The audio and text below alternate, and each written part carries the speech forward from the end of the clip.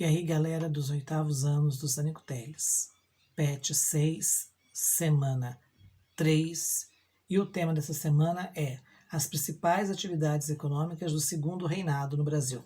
Nas últimas aulas, nós vimos a questão do segundo reinado, né? Vimos que Dom Pedro chegou ao poder através da antecipação, Dom Pedro II nós estamos falando, né? Ele chegou ao poder através da antecipação da sua maioridade, que passou de 18 para 14 anos. Vimos as razões deste motivo, né? Porque você não sabe, não se lembra, está em dúvida, volta lá na aula da semana 1 ou 2 que vocês vão se informar mais, vão relembrar. E também nós falamos da questão da Guerra do Paraguai, acho que foi na semana 2, na semana passada, do PET 6, nós falamos da questão da Guerra do Paraguai. A Guerra do Paraguai, que foi uma guerra, né, que no final acabou tendo o Brasil como vencedor, mas o Brasil não teve tantos motivos para comemorar. Essa vitória custou muito cara para o Brasil e custou também muito cara para a vida política do Dom Pedro II, que passou a enfrentar, né, um movimento republicano. Cada ano que passava após a guerra, um número maior de pessoas no Brasil se convenciam de que o Brasil teria muito mais desenvolvimento, muito mais sorte, sorte não, né? Mas teria muito mais possibilidades de crescer, de progredir, de se desenvolver, sendo uma república do que sendo uma monarquia. Na verdade, pessoal, quem levantava essa bandeira da república, quem fazia toda a propaganda do movimento republicano, eram os grandes líderes políticos espalhados pelo interior, pelas regiões do Brasil. Porque durante o Império, o poder se concentrava muito nas mãos do Dom Pedro II. Então havia, assim, pouca participação desses homens nas decisões mais importantes do país. O Dom Pedro sempre dava a palavra final. O que esses caras queriam com o regime republicano era justamente poderem mandar mais, ter mais autonomia, terem mais poder político, poder de decisão. Então, por isso que defenderam, por isso que levantaram tanto a bandeira do regime republicano, que acabou no final sendo implantado no Brasil, e é sobre esse regime que nós estamos vivendo até hoje, um regime republicano bastante questionável, bastante falho, que já não atende mais às expectativas do povo brasileiro, se nós pararmos para pensarmos. Muito bem, logo na página 66 e também na página 67 tem um texto, né, que começa na página 66 e dá sequência na página 67. Esse texto fala do principal produto econômico do Brasil durante o segundo reinado, que foi o café. Nós sabemos que o café já vinha num processo de desenvolvimento, de crescimento, antes do Dom Pedro II tornar-se imperador em 1840. Mas foi justamente nos primeiros 10, 15 anos do governo dele que o café deu assim um boom e acabou se tornando o principal produto de exportação do Brasil, certo? E é claro que os senhores produtores de café, que passaram a ser chamados de barões do café, se tornaram os homens mais ricos do país e, logicamente, passaram a ter uma influência política muito grande. Porque é assim até hoje, né, gente? Infelizmente, quem tem o poder econômico tende a ter uma participação e uma força política muito grande, se assim o desejar. Tem muitos ricos que não querem saber de política, não estão nem aí. Mas naquela época a riqueza estava muito ligada ao poder, né? E esse poder se manifestava através dos cargos políticos, através da política. Então esses barões do café, esses grandes fazendeiros de café, se transformaram nos homens mais ricos do Brasil e acabaram tendo uma influência política muito grande e acabaram se tornando as meninas dos olhos do Dom Pedro II. Dom Pedro sabia que ele tinha que lidar com mais carinho, com mais atenção, ter toda uma diplomacia política com esses barões do café, que não aceitavam, por exemplo, o fim da escravidão, coisa que o Dom Pedro II, de certa forma, defendia o fim, mas não tão publicamente, porque ele sabia que se ele defendesse isso abertamente e acabasse com a escravidão africana da noite para o dia, ele ganharia fortíssimos inimigos.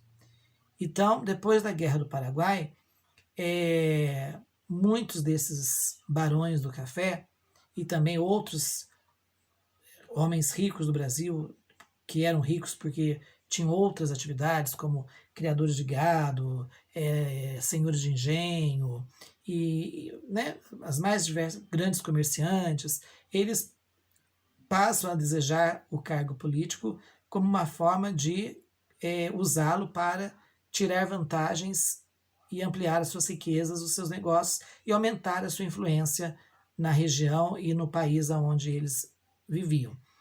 E isso o Império não possibilitava que acontecesse. Né? O Dom Pedro, de certa forma, dava uma segurada nisso. Eles tinham esses barões do café, por exemplo, eles tinham uma influência, mas não tinham poder de decisão. Eles não poderiam fazer coisas sem que o Dom Pedro autorizasse. Então, a República era o caminho para que eles alcançassem esse objetivo. E logo abaixo do texto, na página 67, vem 5 perguntinhas. As 5 perguntas, praticamente todas estão ligadas ao texto. Lendo o texto, você vai achando as respostas. A pergunta A diz o seguinte: de acordo com o texto, quais atividades econômicas destinadas à exportação tinham destaque no segundo reinado? Só o café, que era o produto mais usado? Não. O açúcar continuou sendo bastante exportado, o algodão e outros produtos que você vai achar ali no texto. Pergunta B. O que favorecia a produção do café no Vale do Paraíba? A região aqui do Vale do Paraíba, onde é a cidade de Aparecida do Norte, Taubaté, Tremembé, aqui é a região sul de Minas, a região do Rio Paraíba, que fica na parte do estado do Rio de Janeiro, ali a região de Resende, Vassouras. Essas cidades, essa região era uma região que tinha um clima bastante frio, montanhosa, portanto, um clima muito próprio para o café de qualidade. O café se deu muito bem porque o clima era muito favorável a ele. Então, isso fez que a região do Vale do Paraíba se transformasse, no século XIX, na principal região econômica do Brasil. Olha, o Brasil já teve várias regiões, vários pontos econômicos centrais ao longo da sua história colonial. Primeiro foi o Nordeste açucareiro, depois virou a região das Minas Gerais, as Minas de Ouro, no século XVIII, e no século seguinte, no século XIX, em especial a partir da metade do século XIX, o novo centro econômico do Brasil passa a ser o Sudeste, né? Em especial a região ali do Vale do Paraíba, a região cafeeira. E até hoje o Sudeste continua sendo o centro, né, econômico do Brasil, porque o café ele vai ser o gancho depois para o capital que vai ser necessário para investir no processo de industrialização do Brasil. E essa industrialização acaba acontecendo nessa região onde o café passa a financiar a indústria. E por isso que o Sudeste, em especial São Paulo, continuou sendo, depois do século XIX, depois da monarquia, o centro econômico do Brasil e é até hoje. Pergunta C. O que favorecia a produção de café no Oeste Paulista? Chegou um determinado momento que o pessoal começou a plantar café do outro lado de São Paulo. O Vale do Paraíba fica aqui, né, no leste, mais perto da praia. O Oeste Paulista é o contrário, é mais lá para o lado de Mato Grosso, indo lá para o Paraguai, para o lado do Pantanal. Mas por quê? Porque lá tinha muito espaço, muita terra, o clima era quente, mas o frio também era bastante forte e uma área bastante montanhosa, então, mas principalmente o espaço. Havia terras em grande quantidade para a produção cafeeira. Letra D. Quais fatores levaram a produção do Vale do Paraíba ao declínio? Por que o café na região do Vale do Paraíba começou a declinar? Porque lá lá no Oeste Paulista, o café de lá passou a ser a dar muito mais lucro do que o café plantado aqui na região do Vale do Paraíba, por causa da mão de obra. Os cafeicultores que começaram a surgir lá no Oeste Paulista, lá do outro lado de São Paulo, indo lá para o Mato Grosso, para o Pantanal, eles passaram a utilizar a mão de obra assalariada imigrante que vinha da Europa. Enquanto que aqueles tradicionais fazendeiros, os mais antigos produtores de café do Brasil, que viviam aqui na região do Vale do Paraíba, não aceitavam isso. Queriam manter a escravidão, e a escravidão ela tinha um custo alto, porque um escravo não custava barato. Ter um escravo não saía barato. Né? Tinha toda uma questão de custo aí de obtenção de escravos. Até porque os escravos, depois de 1850, os escravos africanos, eles ficaram ainda mais caros, porque a Inglaterra começou a bater em cima para acabar com a escravidão, e o Brasil, em 1850, foi obrigado a criar uma lei proibindo o tráfico de escravos africanos para o nosso país, ou seja, era proibido trazer escravos para o Brasil. Então, traziam escondidos? Claro que traziam, mas a oferta, né, a vinda, diminuiu bastante, porque os ingleses sabiam quais eram as rotas utilizadas pelos traficantes e ficavam em cima, afundavam esses navios. Estavam muito preocupados em salvar a vida dos escravos, não, eles estavam preocupados em combater o tráfico, né, em acabar com os traficantes, e dificultar esse transporte. Então, o que nós vamos observar? Quanto menos escravos passam a chegar no Brasil, mais caros eles começam a custar.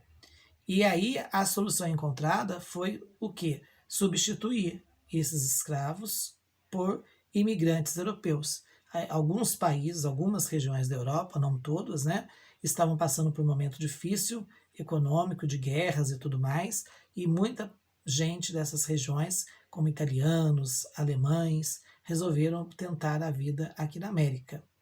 E muitos vieram para trabalhar e foram levados para trabalhar nas fazendas de café lá do Oeste Paulista, do outro lado de São Paulo. E a última pergunta é: qual o motivo da alta demanda de algodão brasileiro na segunda metade do século XIX? Nós temos que lembrar que a segunda metade do século XIX foi um período de expansão da indústria no mundo, principalmente da indústria de tecidos, que foi o primeiro setor que passou a usar máquinas para fabricar tecidos, né? Para fabricar algum material mecanizado através de uma máquina. E então, a expansão da indústria no mundo, o aumento do consumo, certo? Fez com que o algodão também se transformasse num produto muito forte de exportação do Brasil para a Europa e para outras partes do mundo. Lembrando que não foi só o café, o algodão, ainda antes do final do Segundo Reinado, lá no norte do Brasil, na região da Amazônia, a borracha ela se transforma também num grande foco de dinheiro, de poder, de riqueza, né? O látex, aquela seiva, aquele leite que é extraído da seringueira, era utilizado pelas empresas de pneus da Europa para fabricar a borracha e transformar em pneu para os carros. Então, como a Amazônia era rica em seringueiras, o Brasil virou o maior exportador de látex para o mundo. E com isso, a borracha se transformou também num produto muito forte economicamente, já no finalzinho do Segundo Reinado. Tá bom? Bem, tranquilo, fácil, praticamente é só olhar no texto que está entre as páginas 66 e 67 que vocês respondem as 5 perguntinhas. Um abraço e até a próxima aula.